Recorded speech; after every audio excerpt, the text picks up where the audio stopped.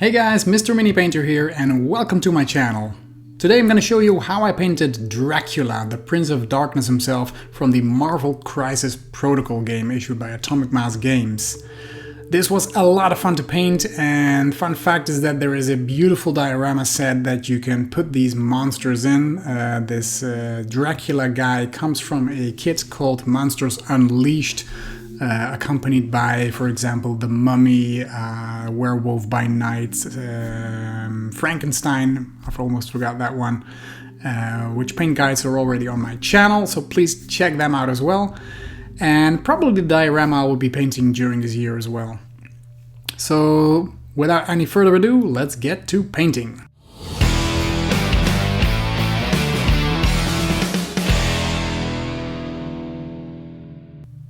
So to start with this miniature, I primed him in a black undercoat. Since this model is going to be very dark, black is the most obvious color, of course.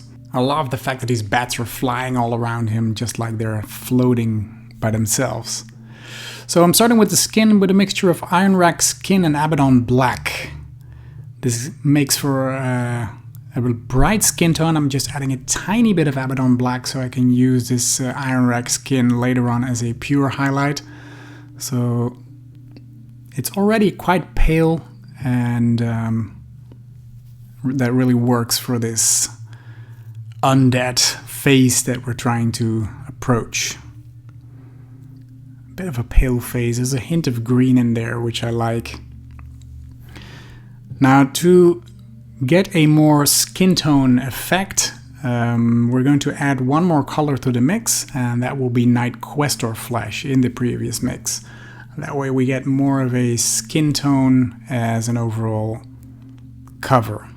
I'm covering the entire undercoat that we did before with this mixture. Make sure that you thin down your paint a little bit so it flows really easily over the previous layer.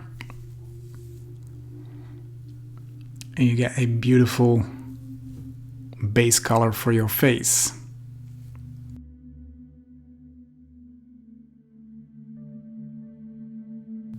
Next I mixed some Nuln Oil into Reichland Flesh Shade, just a tiny bit, like 1/4 of Nuln Oil to 3/4 of Reichland, and thinned it down a little bit to create some shading in here. Now when it comes to painting the eyes, it depends on your preference. If you want to leave them black and paint them in later on, or add some black edge further on in the process. I try to leave the eye sockets dark and black so it's easier to paint in the eyes, but that's up to you. Now with Rock Art Flesh I'm adding a first highlight and some extra color in his face, focusing mainly on the point where the light would normally hit his face, and in Dracula's case that would be moonlight, right? No sun. So I'm painting some outlines first, so the edges of his eyebrows, the top of the nose, the cheekbones, the ears, stuff like that. And later on thin down your paint a little bit and blend those colors together.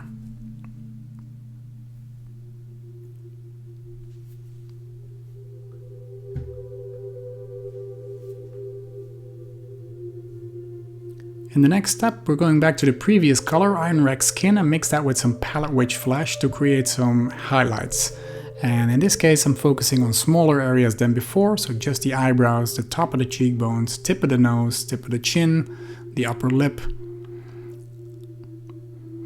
And if you're having trouble, like I often have, painting this final highlight, then a good way is that to wipe off most of the paint off your brush and approach it like a dry brush technique. So just go over it 4, 5, maybe 6 times until you get the desired color, and that way you avoid getting too sharp of a line, which is always destructive for a miniature face. You don't want lines. Faces don't have lines, in color lines at least. They have shades, they have tones, they have transitions in color, but that's what you're trying to achieve, but it's always the most difficult part. In my case, I'm speaking out of personal experience, to achieve in painting faces. Then I left the eye sockets black, as I told you before. If you haven't done so, then please paint that first, so you get a nice black outline when painting the eyes. I'm painting the eyes with palette witch flesh, and I love having this tiny black line surrounding the eye. The white of the eye, that is.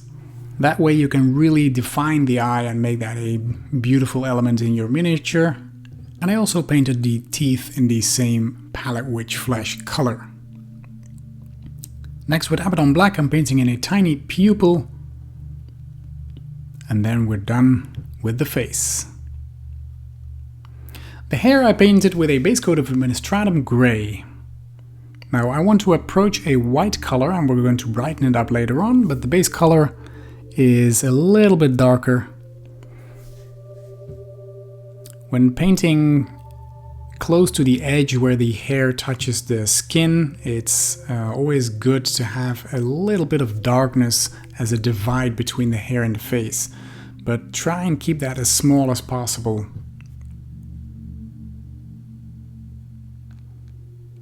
Once this is dry, I'm washing the hair with Apothecary White.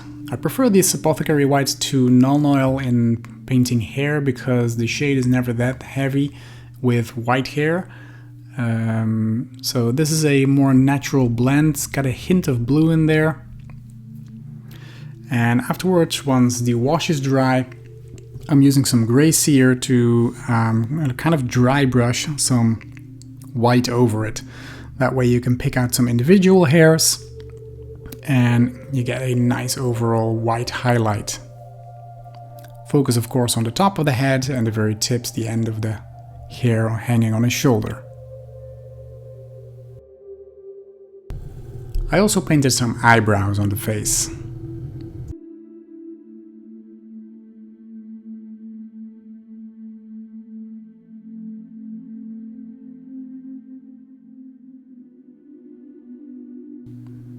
Now Dracula's wearing some large earrings which I painted with Auric Armor Gold. And if you want, you can highlight that with a tiny bit of Canoptic Alloy.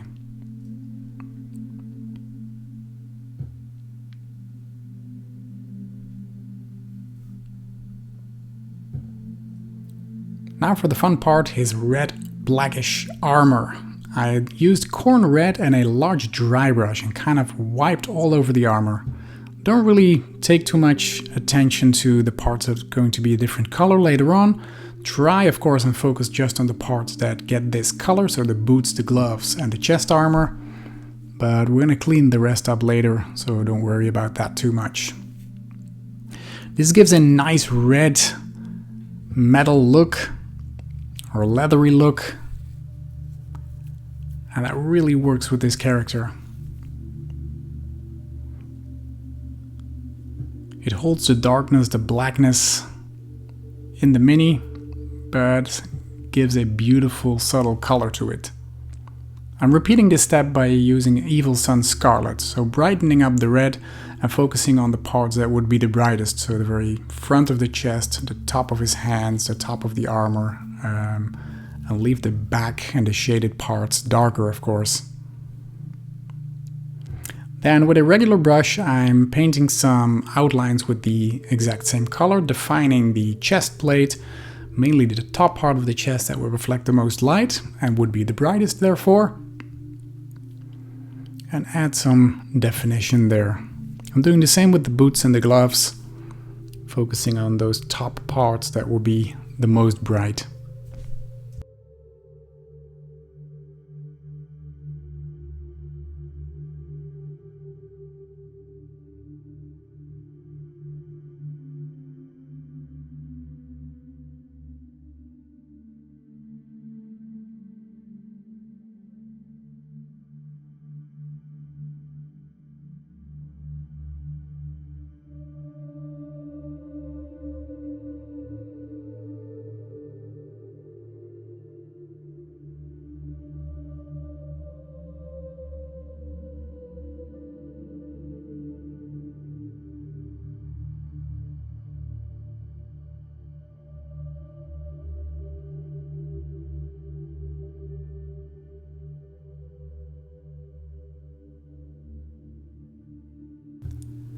Next, I'm repeating that step by adding some Dracula orange to the Evil Sun Scarlet and decrease the areas that I paint, so you get a nice transition from dark to bright.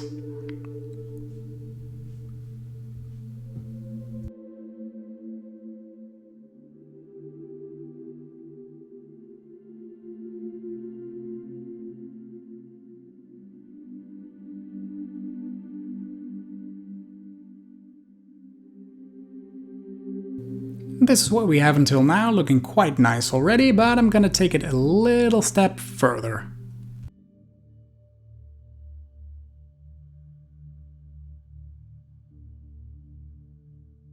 And to do so, I'm adding some Dorn Yellow to the previous mix and giving it some extreme highlight. Focusing just on tiny parts, but that really gives it that extra edge that this character needs, actually.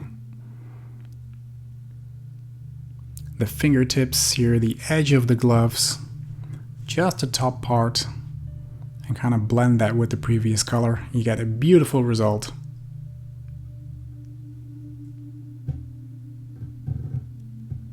Look at that, that looks amazing. You see the darkness and the brightness all combined into this chest plate, the gloves and the boots. Now it's time for the pants. Dark Reaper as a base color. I'm just focusing on the top part and leaving the backside black. So I'm just picking out some lines here and there, add some definition to the folds. I'm doing the same with the arms. And leaving the rest kind of dark.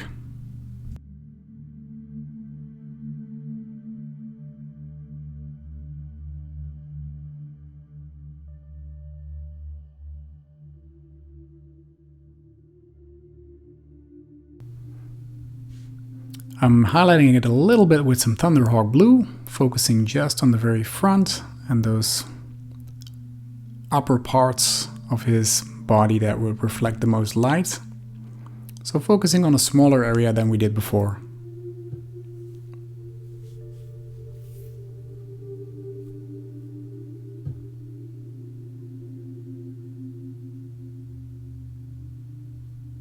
Next, I'm taking some pure corn red and I'm painting the sides of the pants with the particular pattern in there with this pure red color.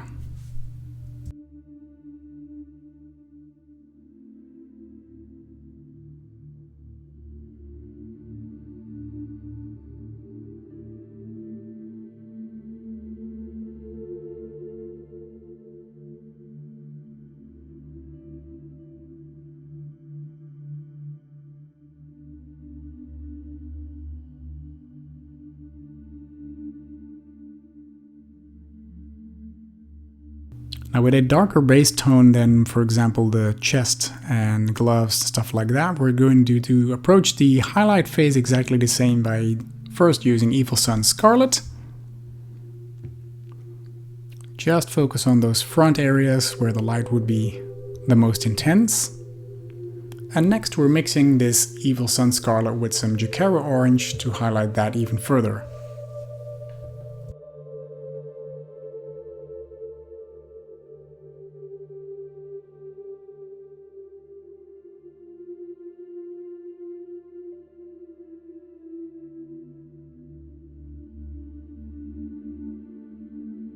Now it's time to focus on the bats and the cloak. Mechanica Standard Grey I used to give a very subtle highlight to the front part of the bats. I imagine that the light, moonlight for example, would come from there, and that really adds a little bit more of detail to these tiny bats. So I'm focusing on the lines in the wings, the front, but also the folds.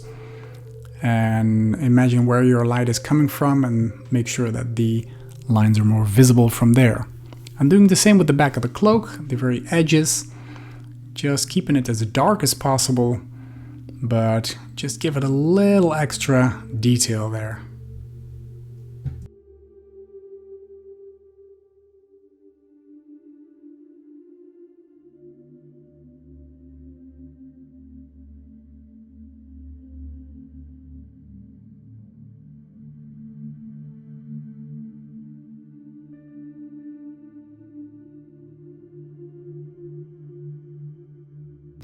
Once this is done, we're going to continue on the bellies of the bats. I used some Mornfang Brown to paint their tiny bellies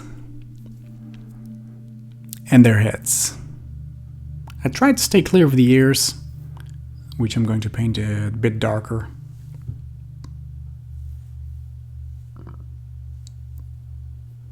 And those bellies are quite furry, so I washed that with some Agrax Earthshade to get some darkness in there as well.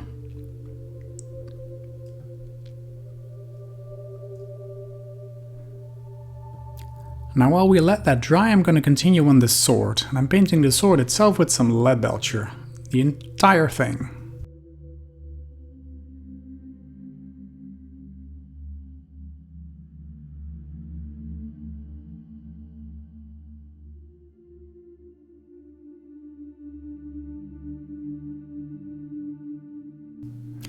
And there's also some metal details on his chest, these two large coins here and the chain in between.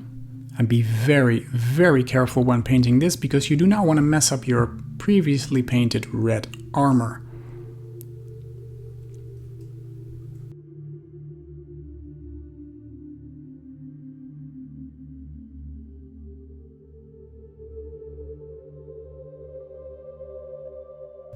Now this next part might be a bit unconventional, but I like the effect. I'm mixing some Mephiston red into lead belcher, creating a red metallic look.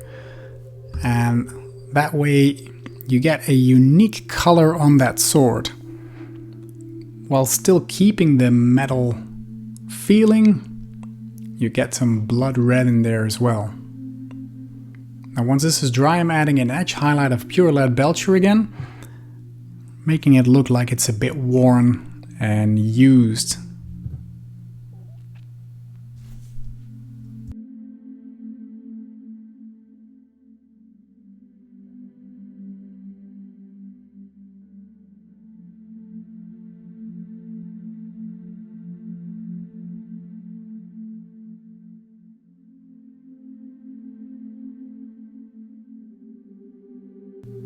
Next it's time to add some wash, Nuln Oil for the blade.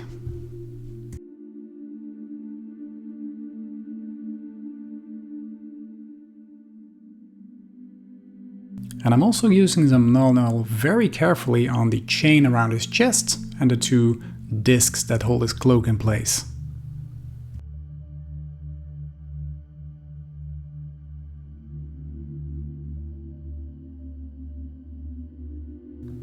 With a tiny dot of Abaddon Black, I'm painting the nose, eyes and the tips of the ears with the bats.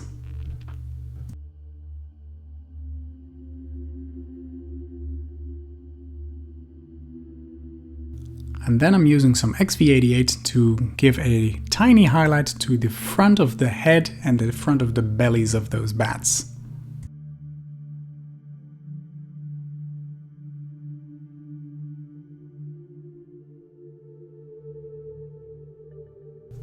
With some Stormhost Silver, I'm adding some extra shine and detail to the coins, focusing just on those dots here, the tiny bolts, and the very top, of course, of those discs, and also give the sword some extra sharpness.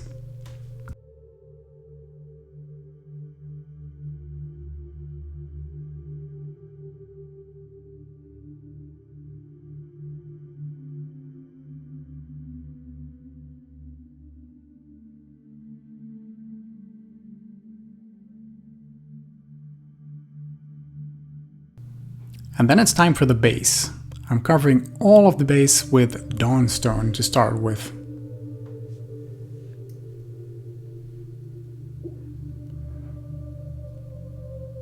It's okay if the parts in between the stones and the rock or the rubble can be a bit darker. So you can hold your brush sideways like this, so you get some shade in there. But we're gonna do that afterwards anyway. Next it's time for some washes, and I'm focusing on mainly the rubble, the parts where loose bricks and stone are lying around.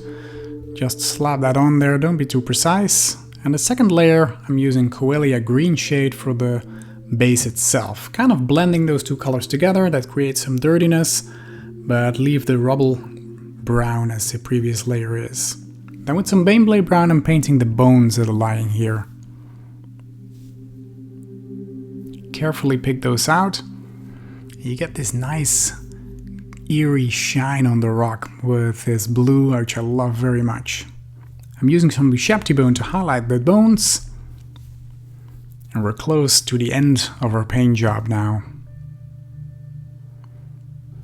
A final wash of some Seraphim sepia over the bones to kind of blend those colors together.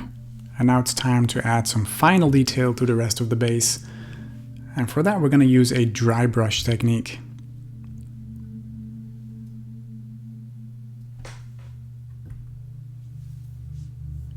With a large dry brush I'm adding some gray cere to the base and, well, wiping off most of the paint. You have to go over it a lot of times, but you can create some nice tiny details there without messing up the rest.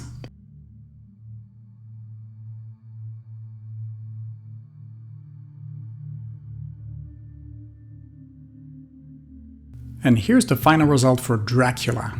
I really enjoyed painting this character, even though he has just a few simple basic colors.